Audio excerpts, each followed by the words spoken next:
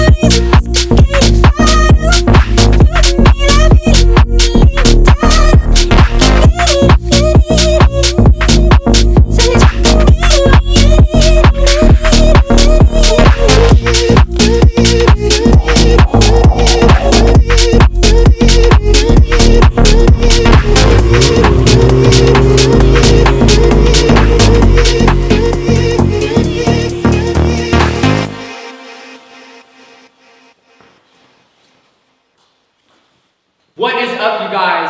Today is the long-awaited video. I've been so excited to make it. You guys have been DMing me, commenting, sending me emails even, asking when this video is coming out. It's finally here. The 1,000 ski all-mountain review. I literally could not have made this video without you guys. You guys absolutely blew up the last review I did, which was on the 1,000 ski park edition. You guys blew that out of the water, so thank you so much. Because of that video doing so well, Magnus, who's one of the founders and owners of the company, actually ended up seeing it, said, Clint, I love what you're doing. We want to send you another pair if you'll make another video. So that's how I ended up with these skis. And I'm sharing that with you guys just to tell you guys, although I got these skis for free, I did share with Magnus before he sent them to me that I'm still going to share my unbiased review of these skis. Just because I got them for free does not mean that I'm going to sway my opinion in favor of these skis and share, misinformation with you guys. This is going to be completely my unbiased thoughts about riding these skis and where they fit in the ski industry. So anyway, I'm going to get these on hill and talk to you guys from there. So let's dive right into it. All right, guys, so we are on hill with the All Mountain 1,000 skis, and I've skied these probably about 10 or 11 days now in all sorts of varying conditions. We have had a little bit of everything in March here in the Pacific Northwest, from powder to concrete to slush to absolute awesome corduroy. So I've gotten to try these in a lot of different variable conditions, which has been really cool. Again, these are the all-mountain version in the 1/86th length. I'm about 180 centimeters tall. I have them mounted, let's see, -4, which is what Magnus mounts his at and what he recommended. He said -4 or -5 is kind of the sweet spot in the middle of the camber. The ski's construction is 106 underfoot, 136 up at the tip, and I believe 124 down at the tail. And in terms of construction, the only comparison I can really make, and I'm probably going to make it a lot in this video, is to the 1,000 ski park model. That's because, honestly, it's really hard to compare a 1,000 ski to any other ski because they're just so different. And to be honest, if you're watching this video, you're probably shopping around for which model of 1,000 ski to get. You're probably not shopping, a 1,000 ski versus another one. So to compare it to the park model, it has a more robust sidewall, which at first when I pulled it out of the box, I was a little disappointed in, because the capped sidewall on the park ski really is responsible for giving it all the flex and playfulness and poppiness that it has, because you can really just flex into that and the sidewall isn't stopping you. I pulled these out of the box, flexed them in my house, and was like, wow, these are kind of stiff. After getting them on hill though, I now understand why. Okay, I'll probably just rip the groom, honestly, because I'm going to be stopping and talking a little bit, so. And don't get me wrong, these skis are still extremely poppy. I mean, it doesn't even compare to any other type of ski that I've skied. You get so much air on thousands, just with the camber and the flex They just have so much stored energy in them. So don't get me wrong, they're still poppy, but different than the Park. They are very, very different. And that's why they gave it a more traditional sidewall, something a little thicker, is these are a different purpose than the Park ski. I think personally, after riding both, again, I've had the Park ski for about 2 seasons, maybe 3 now. The Park ski is really for somebody who wants to go hit rails, somebody who wants to just jib around the mountain on groomers or just off groomers on like side hits, or even somebody who wants to ski it as like an all mountain ski. You know, if you get 5 inches of snow overnight, I have skied the Park ski a ton. It's 96 underfoot, and it's really good for that. The all mountain is more of your fun, playful one ski quiver. I'm fortunate to have 2 skis from 1000, and hopefully we'll get the powder for a review if this video blows up. But if I was to only have 1000 ski, and the creators talk about this a lot, but if I was only to be able to have one, it would be this all mountain ski, because it does everything really well.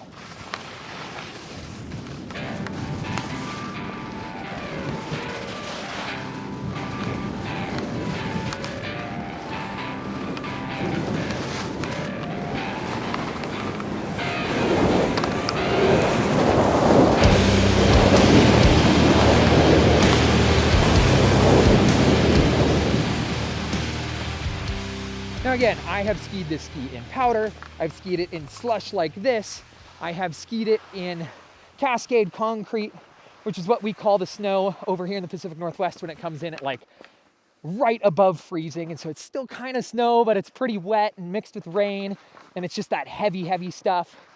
I've skied it on groomers, I've skied it off piste, I've skied it in moguls. I've given this thing kind of the ringer in the 10 days that I've skied it. And so I feel like I understand how it works in a lot of different conditions. And man, the only ski that I've ever skied that might do everything a little bit better is the Moment Death Wish. That is just one of my favorite like one ski quiver skis. But the Moment Death Wish isn't as fun as this. If you're looking for like a fun one ski quiver that can still stomp stuff, I mean, again, with this added rigidity, it's super flexible up front, but there's enough stiffness from here to there that I feel confident taking this thing off cliffs and stuff and through chutes, which my Park skis, I would not say the same about. This is definitely just a fun one ski quiver. I look at the mountain completely differently on these skis, and it has just made my skiing more swervy, like the creators always talk about.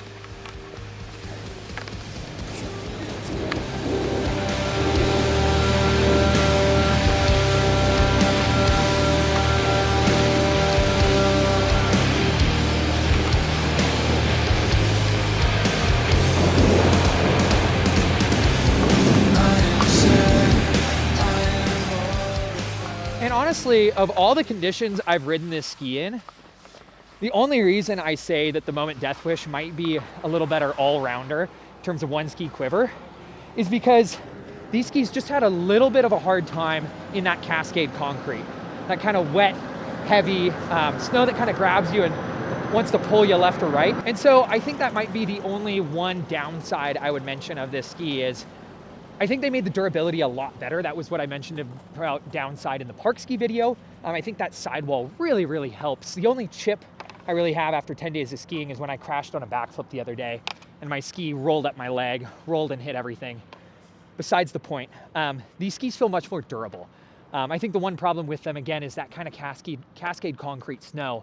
They're not the best performers, which makes sense. They are a flexible ski made by a European company, which is more used to a lot of dry snow.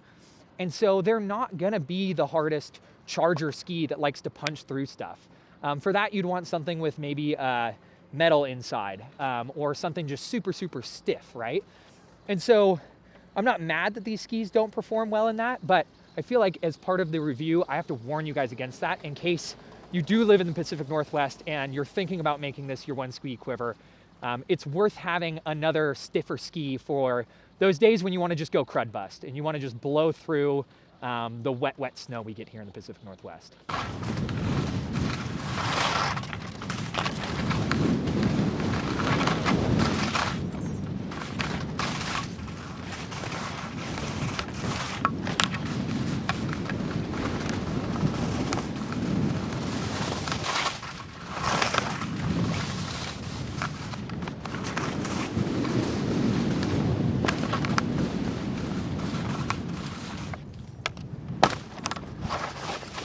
So who this ski is for?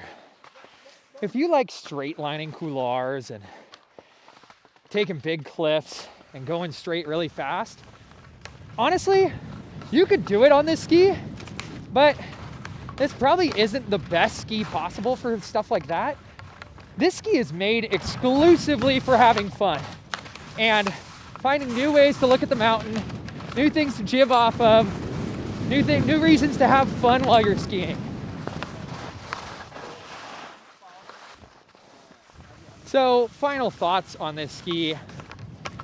I think if you're somebody who is trying to take your skiing to the next level of like jibbing and being swervy and being playful and poppy and just having fun, finding the coolest side hits on your mountain, I think this is the ski for you personally.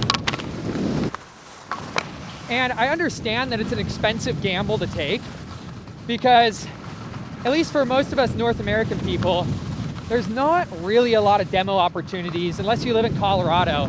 And I think that's something they're trying to capitalize on here in the future. You got to remember, they are a very, very fresh new ski brand. So they're not going to have all these things established that other longtime ski brands are yet. But I think it's something they're slowly working on.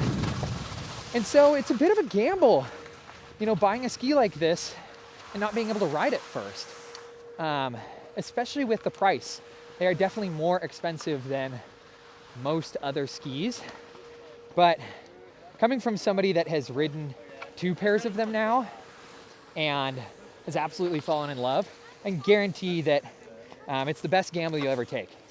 Because it's something that's you're gonna find a lot of fun on.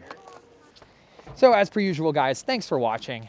Thanks for making it this far into the video. I really, really appreciate it. I tried to hit everything I could think of in terms of a review on this ski. But if there's anything that I didn't hit or anything that you're curious about, please drop a comment and I'll try to respond to as many as I can. I'm sure, just like the last 1,000 skier video, there's gonna be 1,000 ski review video, there's gonna be a lot of comments. So I'll try and stay on top of it as best as I can. If you guys have any questions that I didn't hit, again, please just drop them below. If you enjoyed this video at all, my one ask of you is to share this video with a friend. I'm trying to expand my network of subscribers, and I appreciate all of you guys that are already here, but I would love to grow that with you guys, and I'm sure you have a friend that's probably also interested in a 1,000 ski review. So anyway, thanks again for watching. I'll catch you guys tomorrow.